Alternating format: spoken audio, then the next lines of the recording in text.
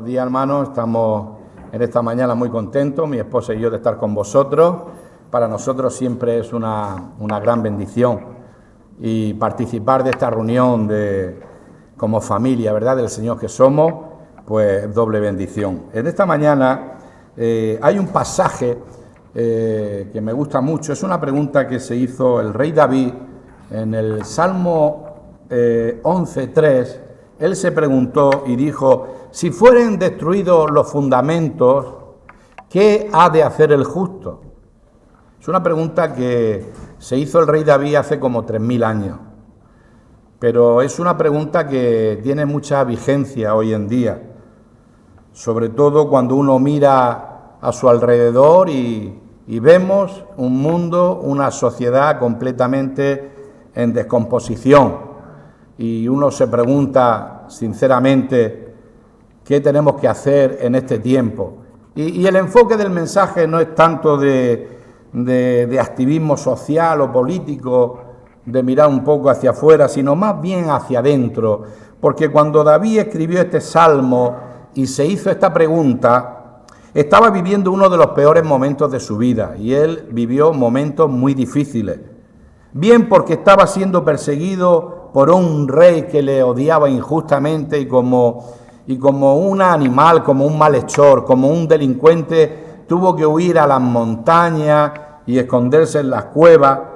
O bien quizás porque su hijo Absalón se levantó contra él para quitarle el trono. Los comentaristas dicen que estaba viviendo en una de estas dos situaciones cuando él se hizo esta pregunta. Era algo injusto y para él los fundamentos se vinieron abajo y él pensaba: ¿qué he de hacer en estos momentos? Y es cierto que seguramente él estaba viviendo uno de esos momentos muy difíciles. No estaba viviendo nada bueno en ese momento. Y esta es la cuestión: ¿qué hacer cuando el fundamento se desvanece? Cuando se viene abajo. Cuando falla la economía, cuando falla nuestra salud, cuando falla el matrimonio, cuando falla la familia, cuando falla los hijos, cuando nuestro mundo interior y también nuestro mundo exterior se viene abajo, cuando los vientos y los ríos y la tormenta golpean con fuerza nuestra vida, ¿qué hacer? David vivió circunstancias terribles. Ahora, ¿qué fue lo que marcó la diferencia en la vida de David para permanecer firme a pesar de todos esos momentos difíciles? Vemos en David que en Dios puso el fundamento de su vida. En Dios confió siempre y siempre descansó en la soberanía de Dios. Para mí, esta es la clave y el secreto de David en toda su vida. David era conforme al corazón de Dios. No era perfecto, cometió errores, pero era un hombre conforme al corazón de Dios. Y habían características en la vida de David que son muy interesantes y nos enseñan a nosotros muchas cosas.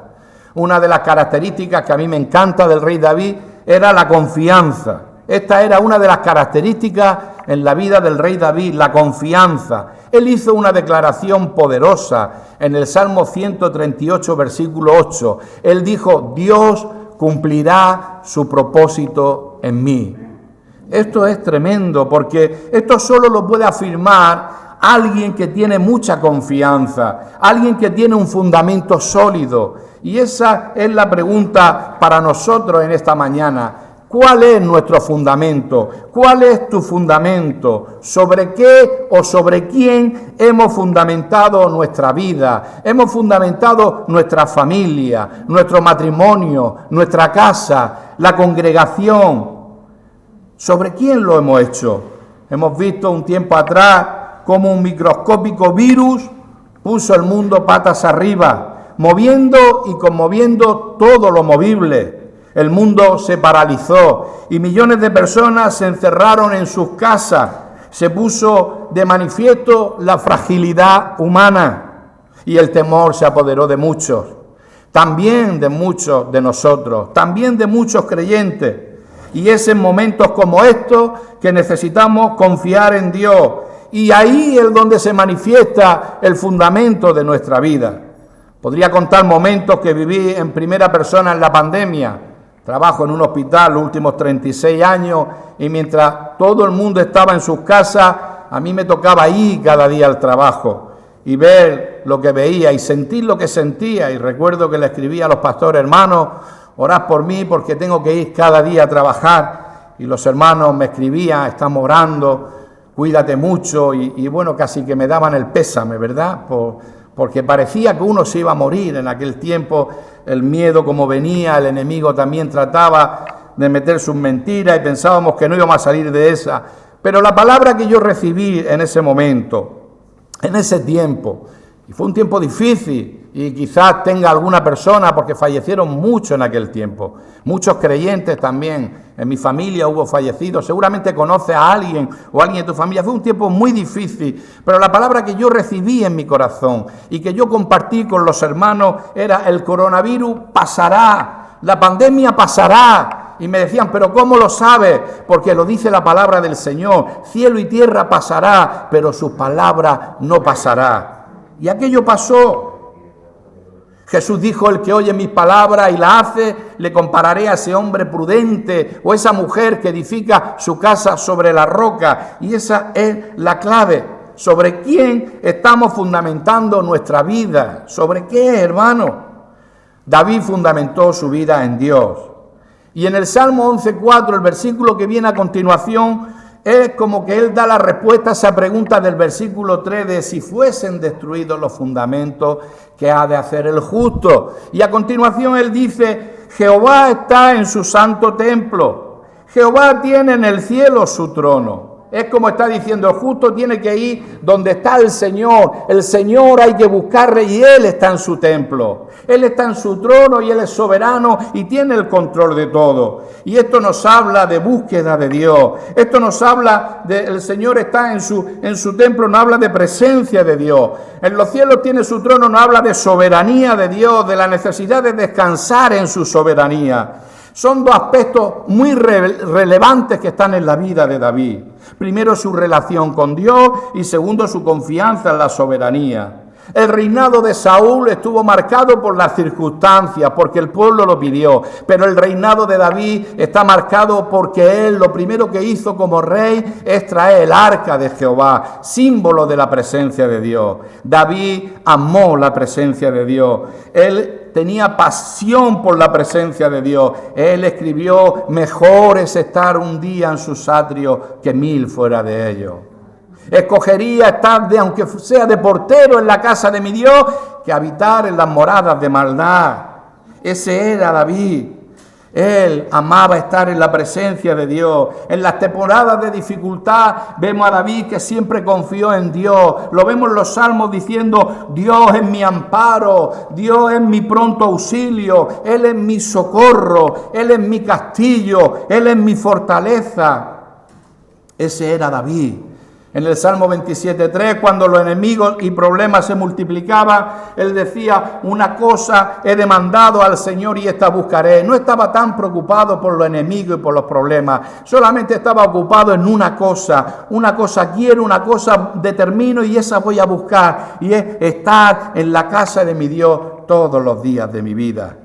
Porque él sabía que en la presencia de Dios hay plenitud de gozo y delicias a su diestra para siempre. En 2 de Timoteo 2:19 nos dice la palabra: pero el fundamento de Dios está firme. El fundamento de Dios está firme y es sobre este fundamento que hay que construir, que hay que edificar. Es sobre este fundamento que tenemos que edificar y construir nuestras vidas y todas las áreas de la misma. El fundamento de Dios está firme y es inamovible. El fundamento de Dios está firme, dice, teniendo este sello. Hay un sello que lo identifica: conoce el Señor a los que son suyos y apártese de iniquidad todo aquel que invoque el nombre de Cristo. No puede haber iniquidad en aquellos que invocan el nombre de Cristo. Pero tiene este sello: conoce el Señor a los que son suyos. Y en Juan 10, 14 y 15 Jesús dijo: yo soy el buen pastor y conozco mis ovejas, y las mías me conocen. Así como el Padre me conoce y yo conozco al Padre. Y qué importante y necesario es conocer al Padre y ser conocido por el Padre. A David nadie le conocía en sus comienzos, era el gran ignorado aún por su familia. Cuando vino a la casa para ungir rey, él no estaba invitado, conocemos la historia, su familia le tenía en poco, no le conocía el pueblo, no le conocía el rey y hasta su enemigo no le conocía y lo menospreció. Pero David sí conocía a Dios y Dios conocía a David. Y esa es la diferencia. Qué importante es conocer al Señor. Un día un joven subió al púlpito y empezó a citar de memoria el Salmo del Pastor. Y lo hizo de una forma magnífica. Quizá había escuchado la historia, ¿verdad? Y uno que estaba allí le dijo al que estaba al lado: ¡qué bien conoce el Salmo del Pastor! Y el otro hermano le dijo, señalando a otro hermano anciano, dice: ve a aquel hermanito anciano que está ahí. Pues ese hermano conoce muy bien al pastor del Salmo.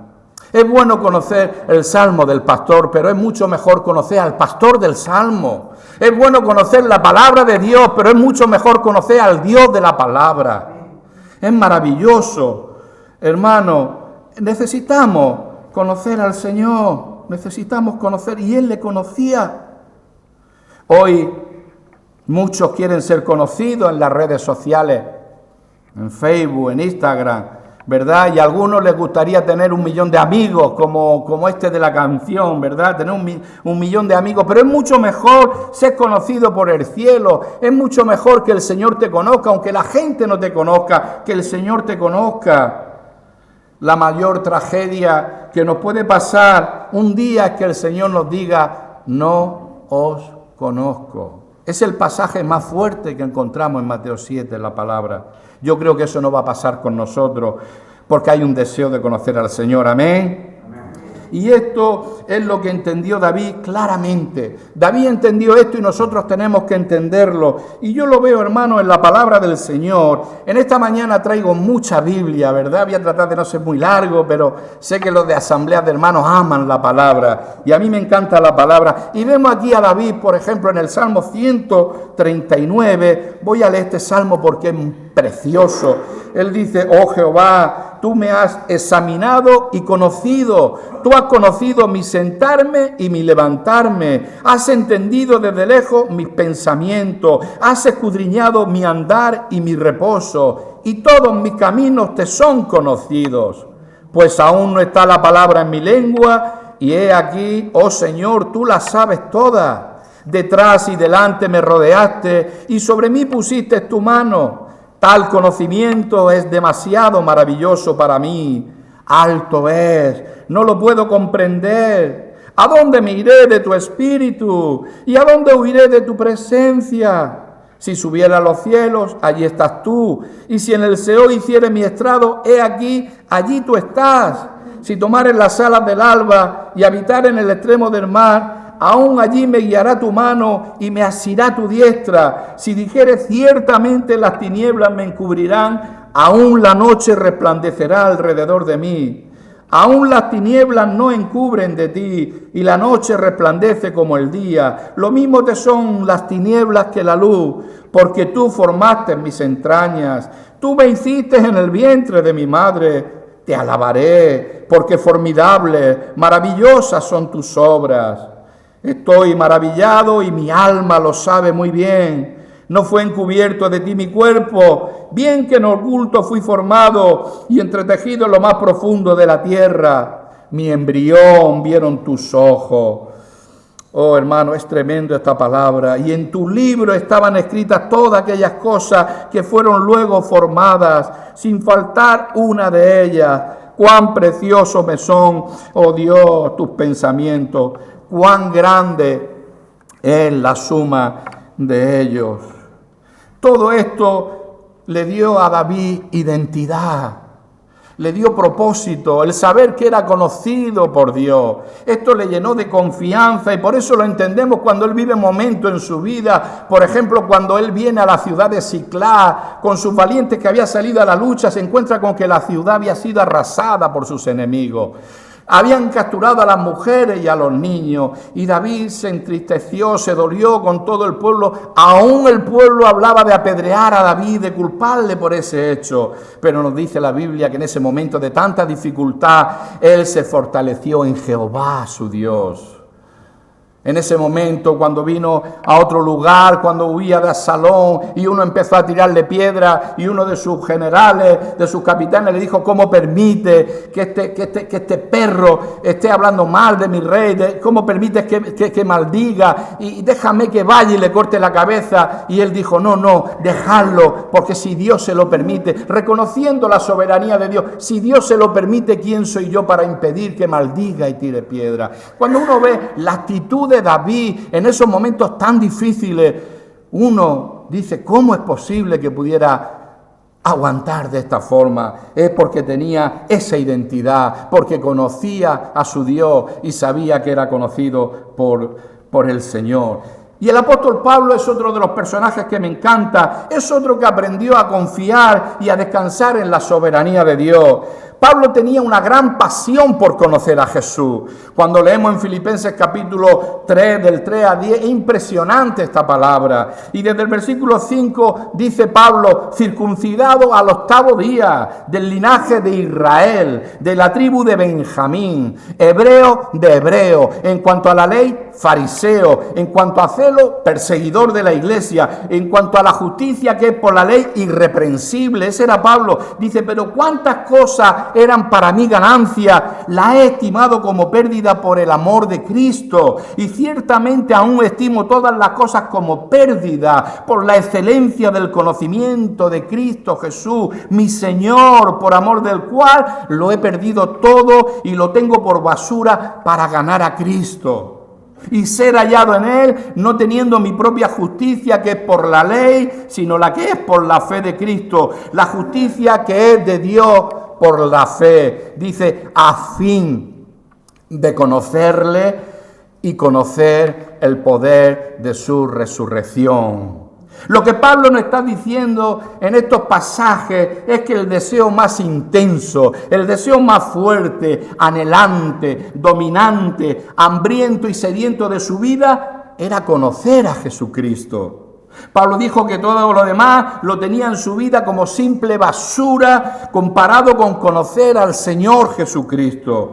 Pablo dijo que conocerle a Él era de tal prioridad que ponía ese conocimiento sobre todo lo demás en su vida.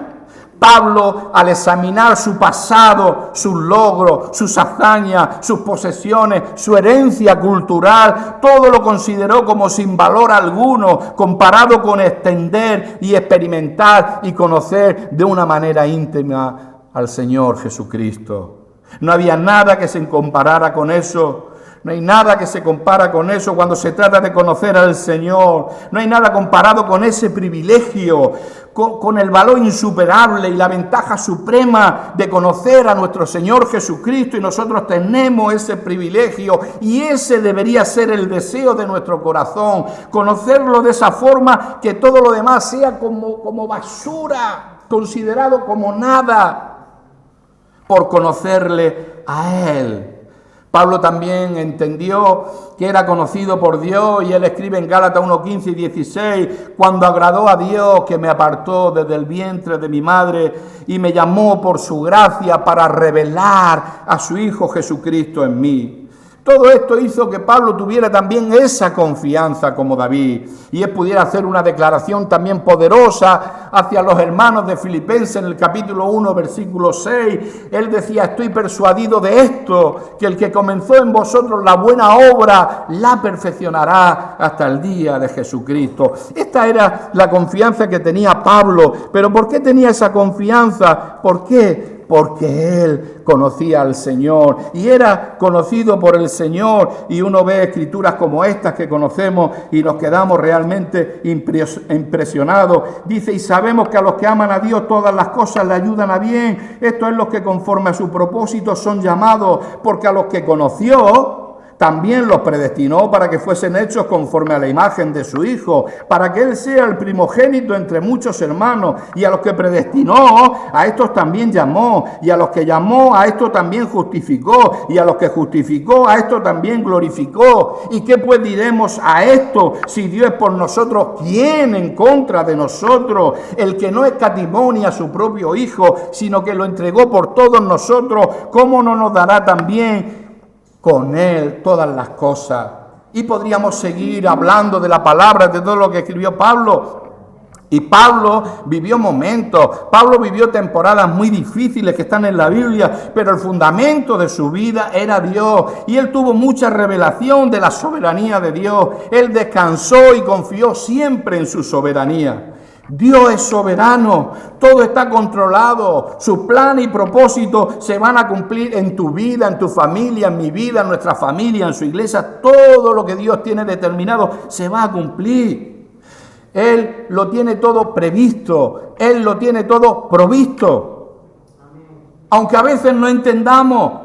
Permite la muerte de Esteban, permite la muerte de Jacobo, Pedro es librado de la cárcel en una forma milagrosa. ¿Por qué unos mueren y otros no?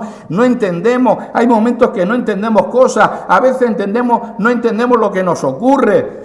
Las cosas no salen como nosotros nos gustaría o pensamos y dudamos. Es normal que venga la duda. Le vino a Juan el Bautista que había visto el Espíritu Santo descender en forma de paloma. Juan el Bautista que había confesado con su boca: he ahí el Cordero de Dios que quita el pecado del mundo. Pero ahora en la cárcel no entendía. Él tenía un pensamiento que el Mesías venía a liberarlo de la opresión de Roma y se ve en la cárcel de una forma injusta y no entiende y duda. Y manda a uno de sus discípulos a preguntarle a Jesús: ¿eres tú el que ha de venir o esperamos a otro?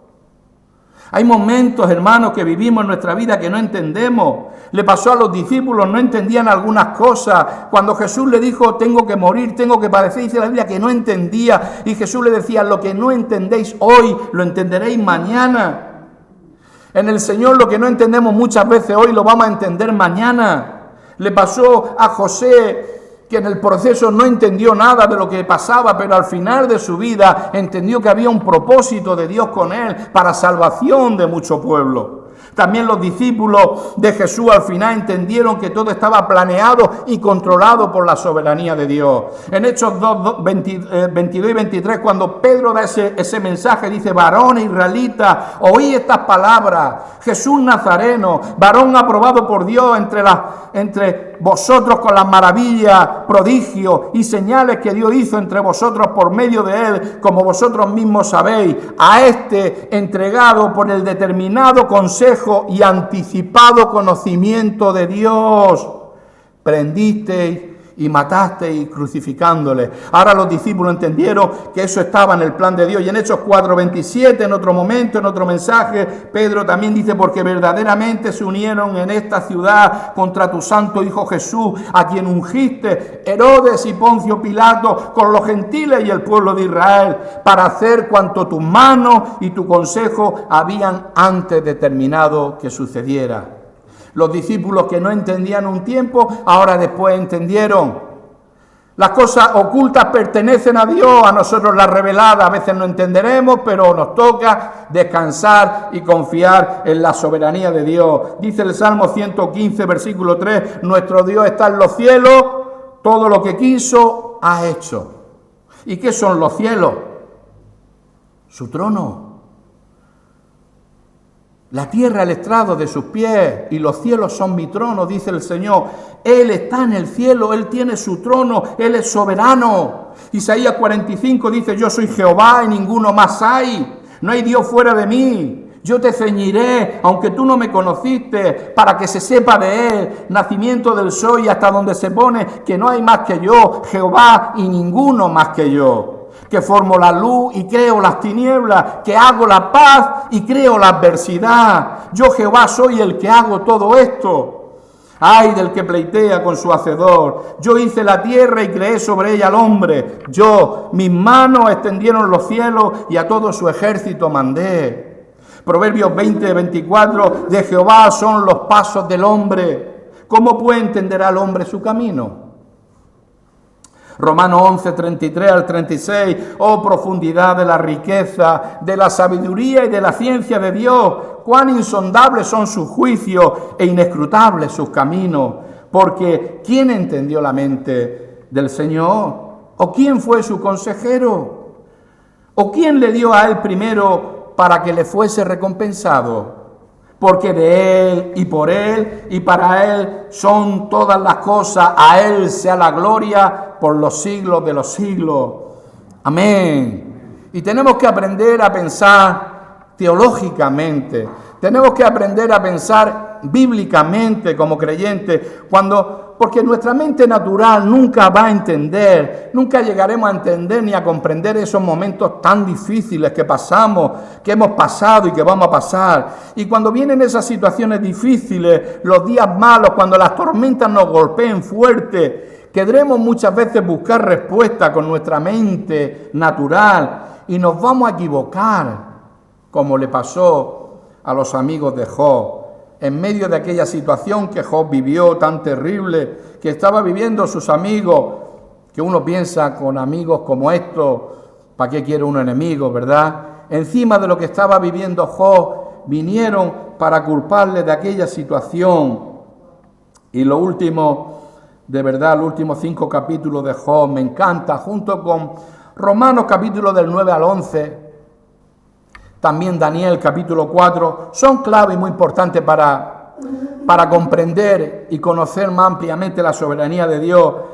Pero aquí en este momento, hay un momento donde Job, en el capítulo 23, a mí me encanta, porque uno aprende mucho. Aquí Job está hablando, en ese momento que él está bien perdido.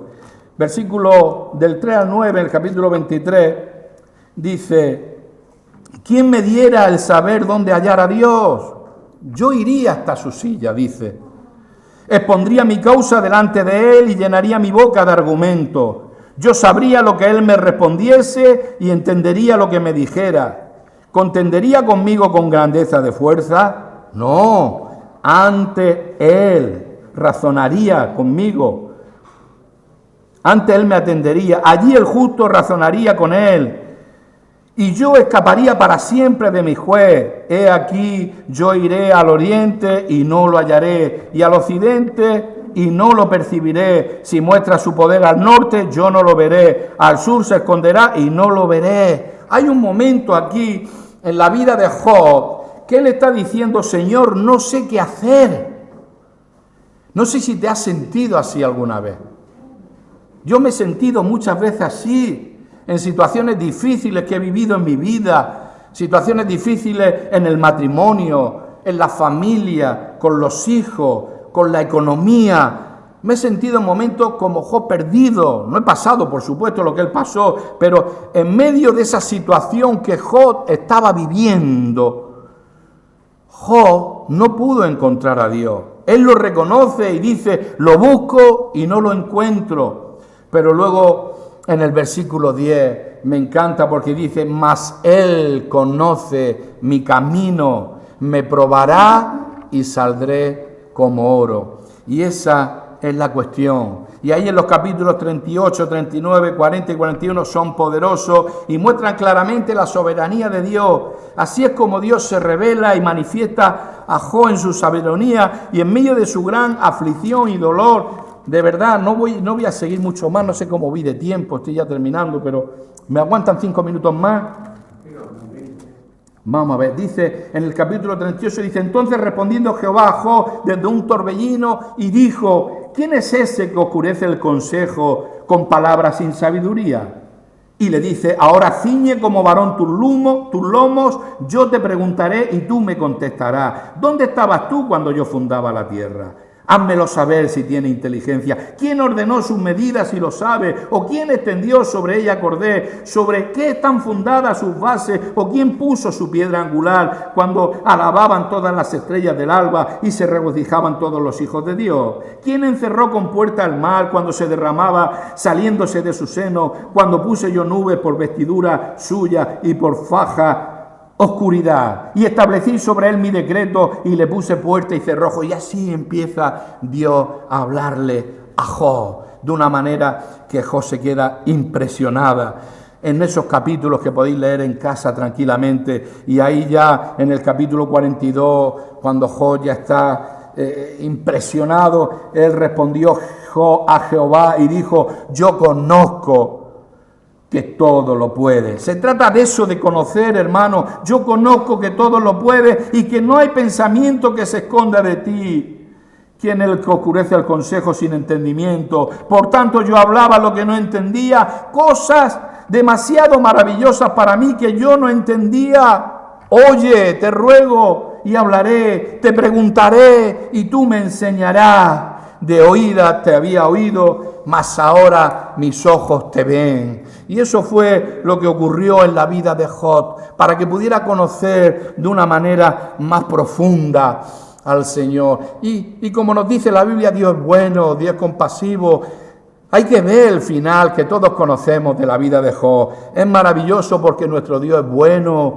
Siempre, todo el tiempo bueno, su bondad es maravillosa. Y aquí vemos, hermano, del versículo 10 al 17, y quitó Jehová la aflicción de Job cuando él hubo orado por sus amigos, y aumentó el doble de todas las cosas que habían sido de Job, y vinieron a él todos sus hermanos y todas sus hermanas, y todos los que antes le habían conocido, y comieron con él pan en su casa, y se condolieron de él, y le consolaron de todo aquel mal que Jehová había traído sobre él, y cada uno de ellos le dio una pieza de dinero y un anillo de oro.